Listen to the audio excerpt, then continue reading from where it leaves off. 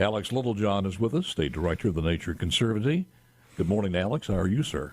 Good morning, Mr. Paul. How are you? Did you get a rain last night? I did I think I got up about 2:30 with the lightning. I don't know about everybody else, but that's when I jumped up. I didn't want the electricity to go off, and thankfully it didn't. Yeah, but this time of the year, you think about it, for the wildlife too. I mean, a rain like this is just and then you go back and start looking at some of those people out west in some of the areas where they have a drought that continues on. You got to be thankful for that one. How you doing? Everything okay? Man, I tell you what, I feel like I'm in the catbird seat this morning looking at all these screens in your chair. I don't know how you do the show from behind this chair, but I'm doing great. Forget the blinking things and just close your eyes and don't look at all the bells and whistles. It'll be fine. I tell you too, a July rain is good, you said from a wildlife perspective, but there's a lot of food plots that got planted in July coming up in August, and a little bit of moisture goes a long way. I was looking a little bit earlier. Now the corn's about set, but I don't know about up in the northern part of the state, but a good rain makes that corn just go into high gear. So. Yeah, I love the smell after a good rain too. Oh, Delta boys, Mississippi boys, and it's all the same. That's right. President Joe Biden's administration appointed a Mississippi native to work on the North American Wetlands Conservation Council and help preserve America's wetlands. Congratulations to that. Well, I appreciate that. Secretary Deb Haaland of the Interior, she made the appointment, and it puts us with the council, and it's a real honor, it's a real blessing, and I'm glad that Mississippi and also the Nature Conservancy has a seat at that table. How many people are on that council? I believe it's 8 to 10 because you have some Fish and Wildlife Service staff and members on there too, because it's the council is basically embedded inside the Interior, so U.S. Fish and Wildlife Service. But there's various organizations represented, everybody from Ducks Unlimited to Conservation Fund to Pheasants Forever across the U.S., but I believe it's 8 to 10. How many meetings a year do you guys have? From what I understand from the staff, we'll have 2 meetings a year. There's also staff positions that come with these appointments, so somebody else inside the Nature Conservancy helping me will meet also with the staff from other organizations to help rank and process the applications that come in on their grant cycles. What does that mean to us as far as the state of Mississippi to have that contact there? Well, I think I was looking at those numbers when I got the appointment. Mississippi's, received somewhere north of a combined leverage and both grant money too, over $100 million from NAWCA, which has impacted over 100,000 acres, depending on how you look at it versus state projects versus multi-state projects. But it's been a real lift to Mississippi. That's been a sustainable source of funding, reliable, that conservation practitioners like myself and others could rely on to go after and do good work out there, from Matthews Break, Delta National Wildlife Refuge, all the way over to Trim Cane and Starkville and down the Pearl River and the Pascagoula River on the coast. So it's really got a large footprint in Mississippi, and so hopefully we'll continue to see that. Yeah, hopefully also if you have some contacts there, you make a couple of calls on some RFPs that are floating around. So you definitely want to make sure everybody gets in the applications. You don't want to leave anything on the table. I don't know where you're going to park your private jet now, but other than that, that's your problem. Well, I can promise you, you don't have to worry about that with Alex. How's it going as far as where we are with the Wildlife Fund? And I know you guys are keeping up with this. Is there any changes on that? Is there anything happening with that? Well, I think everybody saw, my days are running together, I believe last week that Lieutenant Governor Hoseman announced his appointments. Right. I believe Governor Reeves will be forthcoming if they haven't already been announced. And then there are some staff positions that have to be filled based on the statute, if you read the language in the bill. So they'll have to do that, and that particular individual or set of individuals will be inside a DFA. And then from there, it's building the program, building out the grants, and building out the application process, and getting those trustees together. But from here forward, the ball's in their court. So, we're excited to see it. These are good problems to have. I think they're all being addressed accordingly from our leadership, and I think people in Mississippi will be very proud of the product once they get everything in place. And it takes a good bit of time to get this going. Alex Littlejohn, State Director of the Nature Conservancy. Alex, let's do this. Let's act like somebody just came back into the state and they haven't heard anything about this. Give us a little bit of an overview of what we're talking about. And we battled on this for 2 years, and it came to fruition in the last legislative session. But just a little bit of an overview of what we're talking about on this trust fund. Yeah, much like NAWCA is a national and grant application process, the Outdoor Stewardship Trust Fund is now a state-based application process that the legislature has been so gracious to grant out or appropriate $10 million in the first round to be granted out.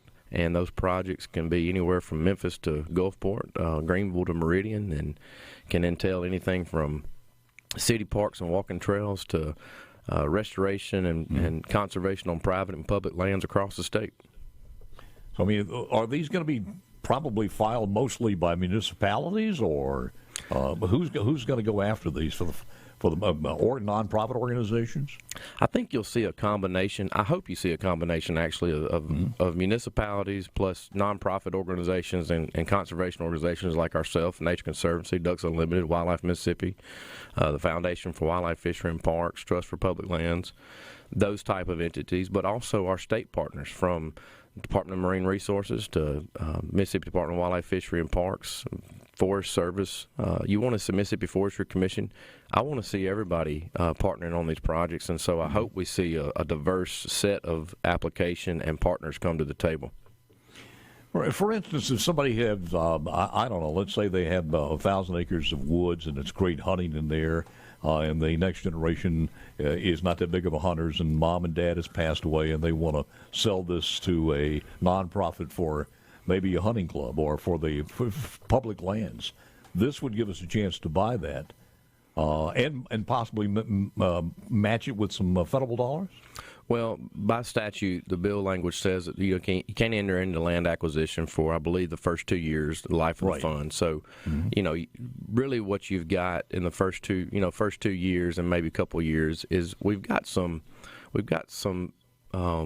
need and management needs on the lands we already have, and we've got some restoration needs on the lands we already have across the state. So I think you'll see, in my opinion, based on the way the statute's written, I think you'll see a real focus on really getting our public lands up to snuff and getting it to where you can increase the habitat so it can support the wildlife species out there across the state.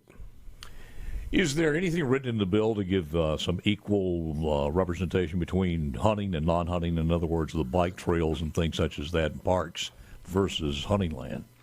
Well, that's where I think the diverse stakeholders and applicants need to be. I think that's where you'll see it there. Is you'll see a diverse set of applications come in, and then it's, the board has to make some decisions, and they'll have some discrepancy there on what's funded, because you want to see things funded across the state. And really the way the board is set up from the congressional districts and Supreme Court districts, there is representation from across the state. Mm-hmm. And so everybody's bringing a different set of expertise to the table, and I think that'll play out in what you see funded. This has nothing to do with state parks, though, does it? No, state parks is actually an entity that can pursue some funding, but this is not the end-all, be-all for state parks. You saw the legislature address that kind of separately, independently of the Conservation Trust Fund. So although state parks is an eligible applicant, it's not the end-all, be-all for them. You said $10 million. I think originally we were talking about putting $20 million, were we not? Yeah, that was the original number, but when you're looking at those two numbers, this is a good problem to have. To go from 0 to $10 million is pretty dang strong.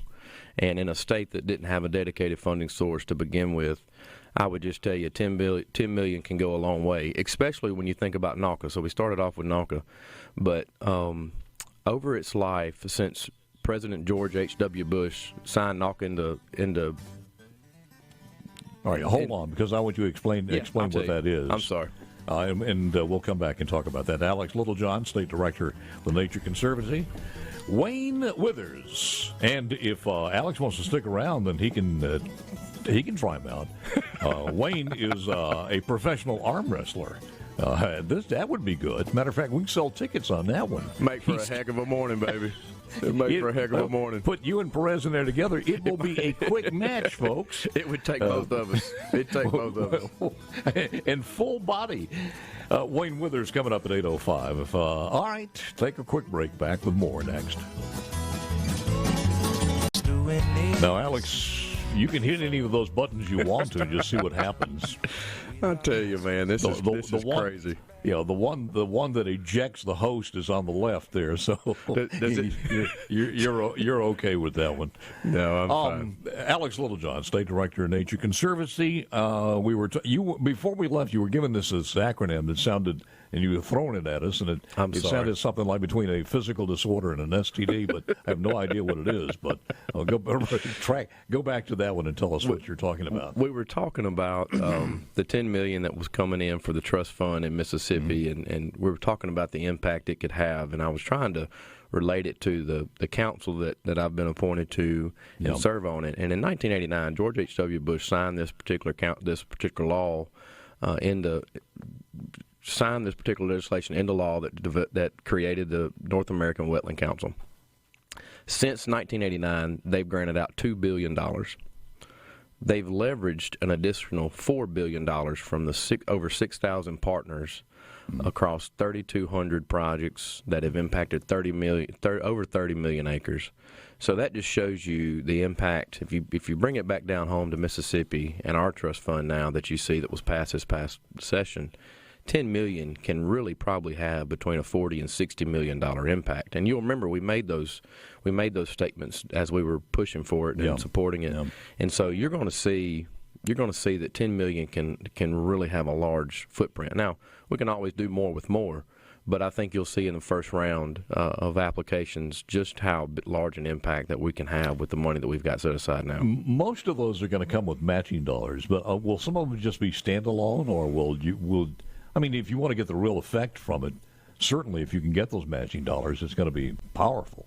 Yeah, if you want the real impact, you've got to bring some matching dollars to the table. And again, I think you've seen that from the council that we were talking about earlier. The Wetland Council has shown that if you do require partners and applicants to bring some matching dollars, that when the competition really gets into it and people really are really trying to get after that money, that the more leverage, the more matching dollars they'll bring to the table, the larger the impact. I mean, again, since 1989, NALCA has had a $2 billion grant, granted out $2 billion, but have leveraged an additional $4 billion. I mean, Paul, that's $6 billion, and that's real money and real impact. Put aside what you love the best in your favorites. Where do you think the money could be used initially? Where it's mostly needed. And again, that first statement, put aside your favorites. Sure. I think that from a conservation perspective, I really feel like there are a lot of things we can do on the current properties that we have, and I think there's a lot of in terms of publicly owned properties that need that have management requirements, that have restoration opportunity and needs that we've just been unable to meet over the last 15, 20 years. But also, I think the combination of working with private landowners to complement the actions on public lands, I think you can show that those two things can really work well together. And I hope that we're able to showcase that in the first few rounds of the applications, that private land and public land conservation and restoration can really go hand in hand, and should. Have you looked at what the hunting license, the graph shows on hunting license over the last, let's say, 10 or 20 years? How many people are hunting? Because to me, I think we're in crisis with that. And the reason I say that is because we have a transitory group now as far as demos are concerned. They're not living where they were and they grew up with hunting. They're moving to a new job somewhere, or they're moving into the state of Mississippi. And it's just changing. And unless you have a farm or you know someone or you join a hunting club, the people who are absolutely out there hunting now is every year dropping, and that worries me. Yeah, you see the trajectory pointing down, and the real experts on this are down at the Department of Wildlife, Fishery, and Parks. I mean, they've got so much data that it's unreal, and really can speak at lengths to this. So I shouldn't get off too deep in it, but the trajectory has always been, over the last few years, has been down. However, what you saw during COVID showed that people kind of reconnected with the outdoors. Yeah. I mean, there was a time during COVID, Paul, you couldn't buy a John boat with a 15-horse on the back of it in the state of Mississippi. Yeah. I mean, you literally couldn't. And so I think that you might see some reaction to that post-COVID. And I can also tell you that that was not just a Mississippi occurrence. That was nationwide. I talked to my colleagues from Oregon down to Florida and up to Maine.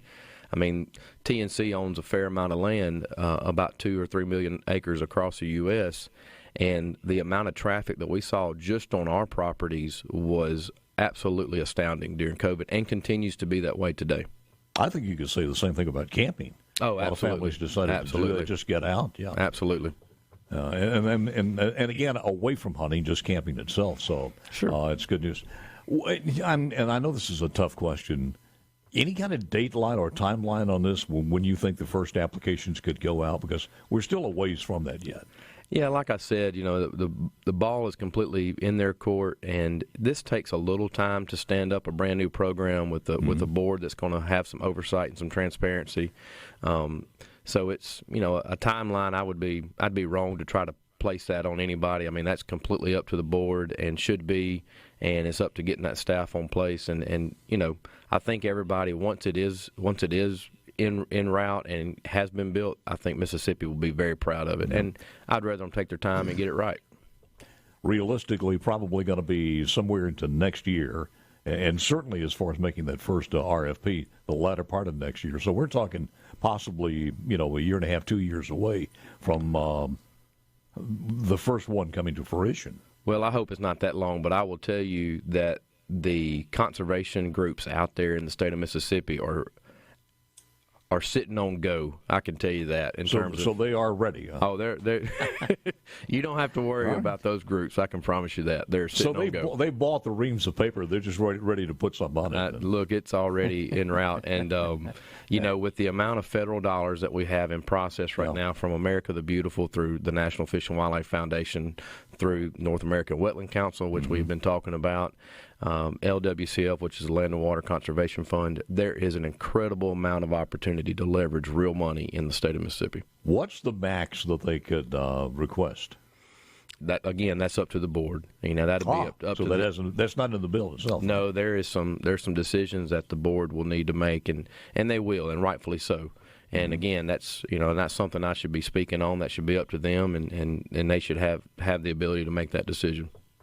Do you have a member of the board? I mean, do you have a position on the board? No, by statute, no board member could be affiliated as a member or a current trustee or any shape, form, or fashion with a conservation group or any applicant that was put in. And I think that's great. I think that speaks to the integrity that the legislature looked towards in terms of transparency and doing things right. I got one more question, because it's $10 million now, and let's just say in the first round you've used $7 million. Does that mean that the next legislative session, you got to wait for the next legislative session to fill that back up to $10 million, or how's that work?